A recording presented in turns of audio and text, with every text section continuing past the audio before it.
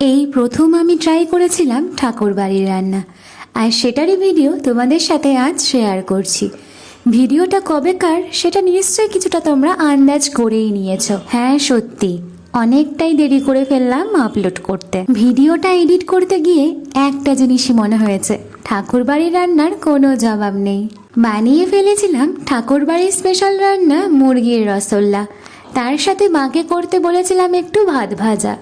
যারা আমার ভিডিও অনেক আগে থেকে দেখে আসছো তারা অবশ্যই জানবে ভাত ভাজা আমার খুবই প্রিয়, অসম্ভব ভালো লাগে খেতে। চিকেনের কালারটা দেখে মনে হচ্ছিল কতক্ষণে সেটা পেট পুড়ে খাবো।